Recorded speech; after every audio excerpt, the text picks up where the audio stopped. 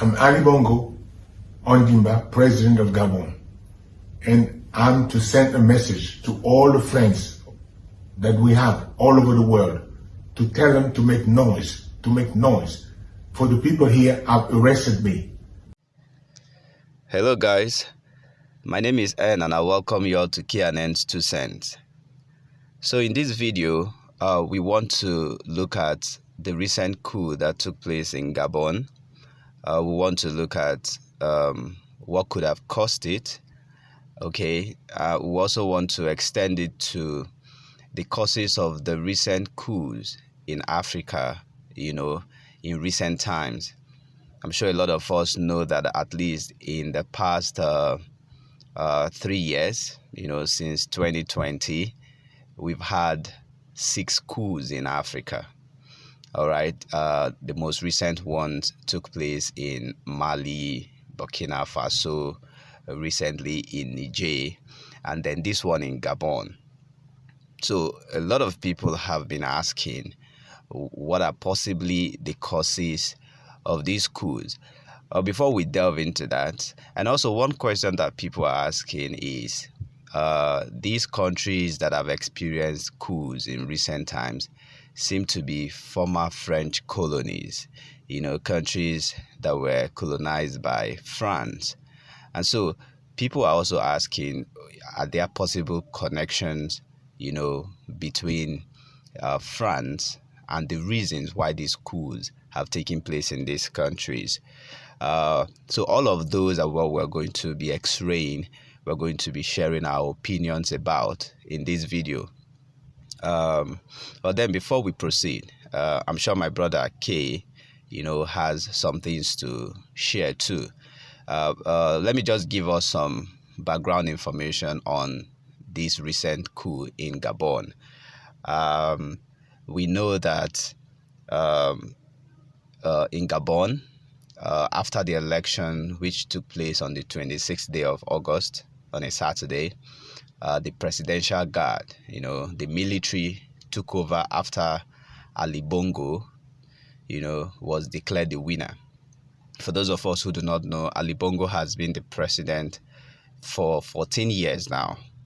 And to even make matters worse, Ali Bongo's family has been in charge of Gabonese government for the past 56 years. His father was in charge for 42 years, since 1967. I mean, Gabon had their independence from France in 1960. And from 1967, Ali Bongo's father took office, took over the governance of Gabon and was in charge for 42 years, after which his son took over when he died. Okay, and his son has been there for 14 years. Now, before the election that took place, on Saturday, on the 26th, Ali Bongo altered the constitution to accommodate him to run for third term. Okay, altering democracy so that his family can still be in charge. So after that election, which of course was considered one of the worst elections in the history of Gabon, even though in the past all of the elections have always been filled with a lot of irregularities. But after the election, it looked so much like the military was waiting for him to be announced, as the winner, for them to take over. And that was exactly what they did. They took over office. He was ousted. He was put in a house arrest, and they declared themselves, the military declared themselves as in charge of the government, for a transitional period. Now, the people of Gabon, of course, started celebrating, okay, because they were tired. If you go to the capital of Gabon, you see people celebrating the fact that the president who has held them hostage or the family that has held them hostage for 56 years has been ousted. Okay, so now the question is, why have these coups been taking place in Africa? Okay, in recent times, like I said, since 2020, we've had 6. And to the best of my knowledge and my understanding, what has been happening in Africa of late is nothing to write home about. I know in the previous video we did when Niger had their own coup, I'd said something about civilian coup. You know, when people come into office and decide that they're going to be there forever, it's in itself a coup. So for me, a coup is not only when the military takes over, but when the democratically elected persons decide not to go by the rule of the law, decide to alter the constitution to, to make them stay in office longer than they should. When the people who have been elected into office decide to feed fat on the national treasury, when the people who have been elected into office decide to leave what they're supposed to do for the people and begin to enrich themselves. I mean, research has shown that in Gabon, this family, especially Ali Bongo's family, has really enriched themselves to the point that I learned that they own over 39 properties in France.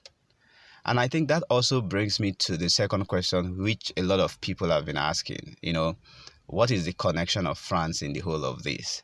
The truth is, history has proven that France, even though they've granted independence to these former colonies, but they still have so much interest in these countries, in Niger, in Chad, in Burkina Faso, name them.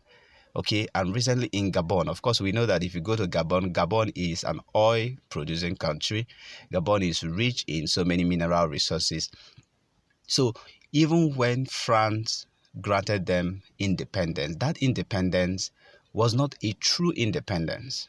It was a fake one, because they had to sign what they call cooperation agreement, where the French military still has a lot of influence in Gabon, where the French government still has access to the Gabonese wealth and resources. So these are the things that the presidential guards see, because if you look at most of these coups, like what happened in Niger, these coups were carried out by the presidential guards. These are people who are closest. These are the protectors of the president. These are people who are closest to the president. These are people who see the enormous corruption that goes on in the government house. And so for me, I see these coups as liberation. And that's why you see a lot of people celebrate when this happen, because for them, they now gain independence, true independence, when the military takes over. Because for them, they are still in captivity, even though, to the outside world, it seems to be democracy. But for them, it's captivity. All right. And so when I hear that international bodies, international organizations, African Union, United Nations, France, the UK, US are condemning the coup. Yes, they will condemn these coups because they're not going to be gaining what they've been gaining all this while. Okay. That is why they will condemn the coup, because they now know that truly the people have owned their country. Independence has truly been granted to these people. And then I see Ali Bongo, in his house arrest, asking international bodies and friends to begin to make noise. For me, it's an utter nonsense. These are the same people you did not want to come to observe the elections, because if you follow the elections closely, you realize that, on the day of the election, internet was cut off. International observers were denied access. Opposition parties, the faces of the oppositions were not found on the ballot papers. There were not enough ballot papers. So it was wrought with a lot of irregularities. And now you are in the house arrest and you are calling on these people to make noise on your behalf. I mean, for me, that's absolute nonsense. Okay. So My point here is coup is not the best way. But for these African countries, it seems to be the only way they have to gain their real freedom. This is the only way they can liberate themselves, from these years of bondage. And that is why you see these people celebrate.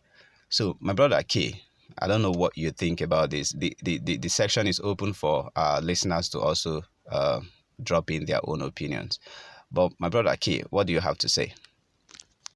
And thanks for the breakdown. Let me not make it too long so our listeners can, pitch in and say their piece. But you've hit the key note in all this thing is people just, hear, coup d'etat and, immediately just look at the definition of a coup d'etat. I prefer to look into the reason why they are what I would call revolting. Why is there a pushback? And like you said, if you pay attention, all these countries, all these 4 countries that have revolted in a couple of years are all West African countries that have once been colonized by the French. So there is clearly a deeper meaning to this. Someone is clearly losing their grip. We knew change was coming. We just didn't know whether it would be in our time. But let me not say too much. Let's just, please, our listeners, if you don't understand what we're saying, just look into it. Look into how France has had a grip on some of these other countries and have let me not. I don't want to be the one to necessarily spread maybe what they still consider conspiracy theory, but you can't help but notice the coincidence in the countries that are, getting rid of these presidents that have sat there forever. Or why did they decide they want to rule forever? What was the motive behind it, and why did nobody complain? Especially the Western countries, or the France, why did nobody say anything? Because obviously it was in their own best interest. So let's see how this unfolds. Not to say too much, feel free to share your thoughts. If you have a different thought or a different meaning, let me hear it, or let us hear it. It would be nice. But I'm following this closely to see how all this ends, and that way we'll be able to make our own conclusion without watching the news. All right. Well, you guys subscribe, follow the channel, follow our Instagram account also, and we promise you good things are coming. Good things are coming. We are going to start rewarding our ardent listeners and followers. Thanks for leaving comments. Please continue to leave your comments. They are engaging. Yeah, have a good day.